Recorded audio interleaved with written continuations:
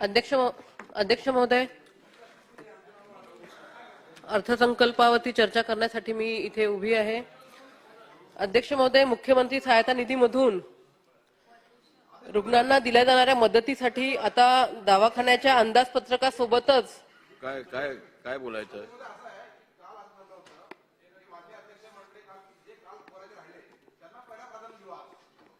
तेच करत आहोत मी, तेच मी करत आहोत। जे बोलले नाही त्यांच्याच नाव घेतो आम्ही। नाही सगळं नाही जे तुम्ही आता हे लिस्ट जे पाठवलं त्याप्रमाणे मी चाललो, त्या लिस्ट प्रमाणे मी चालणार। बोला महिला बोला। अध्यक्ष महोदय, मुख्यमंत्री सहायता निधीमधून अध्यक्ष महोदय मला आपण संरक्षण द्यावं कृपया। मुख्यमंत्री सहायता निधीमधून रुग्णांना दिल्या जाणाऱ्या मदतीसाठी आता दवाखान्याच्या अंदाजपत्रकासोबतच आजाराच्या निदानाचे कागदपत्र, त्याचे रिपोर्ट्स, त्याचे एक्सरे असे विविध कागदपत्र अध्यक्ष महोदय हे मागितल्या जातात। तो जो रुग्ण आहे हा आधीच त्याची तब्येत चांगली नसते, त्याचे जे नातेवाईक असतात त्या नातेवाईकांना ही पूर्ण धावपळ करून कागदपत्र आणावी लागतात आणि ही जी सर्व कागदपत्र आहेत ही सर्व कागदपत्र त्याला मुंबई येथे सीएम कक्षामध्ये द्यावी लागतात। अध्यक्ष महोदय, माझी विनंती आहे हे आपण त्याचं सेंटर मुंबई न ठेवता विभागाचं किंवा जिल्ह्याच्या ठिकाणी हे सेंटर आपण ठेवावं, जेणेकरून तो रुग्ण आणि त्याचे नातेवाईक यांची दमछाक कमी होईल, त्यांचा शारीरिक, मानसिक आणि आर्थिक त्रास हा कमी होईल। अध्यक्ष महोदय, परत एक विषय आहे, ज्या खासगी दवाखान्यामध्ये मुख्यमंत्री सहायता निधी दिला जातो त्या ठिकाणी त्या खासगी दवाखान्यामध्ये किंवा शासकीय दवाखान्यामध्ये बाकीच्या ज्या योजना आहेत सरकारच्या त्याची कुठलीही माहिती दिली जात नाही। जाणीवपूर्वक त्याच्याला दिशाभूल करण्यात येतं।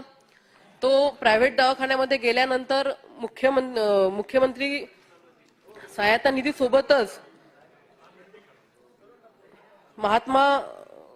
महात्मा फुले जीवनदायी योजना या योजनेतून जवळपास 1.5 लाख त्या रुग्णाला मिळतात, परंतु ही सेवा त्याला मिळू नये म्हणून खासगी दवाखान्यामध्ये त्याला दिशाभूल करून हा सुद्धा निधी त्याला कसा मिळू नये याच्यासाठी प्रयत्न केले जातात।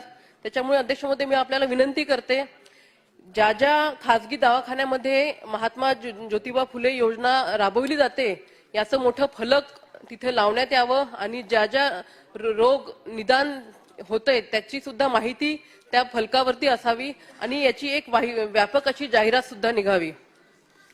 अध्यक्ष महोदय, आपण पाहतो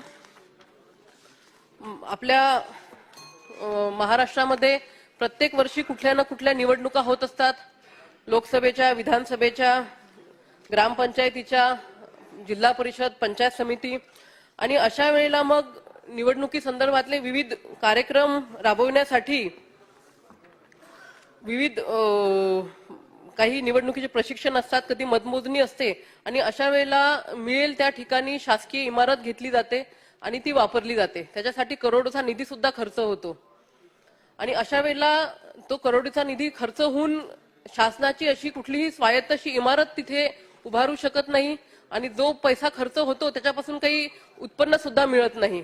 माझ्या चिखली मतदारसंघामध्ये चिखली तालुका क्रीडा संकुल याची जागा दरवर्षी निवडणुकांसाठी घेतल्या जाते आणि 3-3 महिने ते क्रीडा संकुल हे बंद केलेलं असतं। सर्वसामान्य लोकांना त्या क्रीडा संकुलमध्ये यायला मिळत नाही।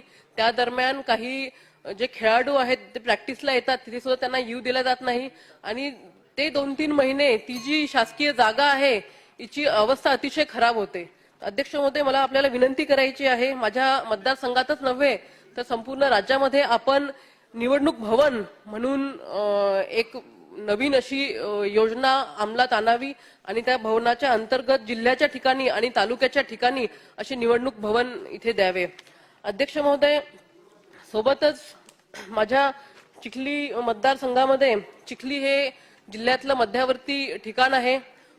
जिल्हा जरी बुलढाणा असला तरी चिखली हे अकोला, औरंगाबाद या हायवेवरती येतं, परंतु तिथे बस स्थानक नाही आहे।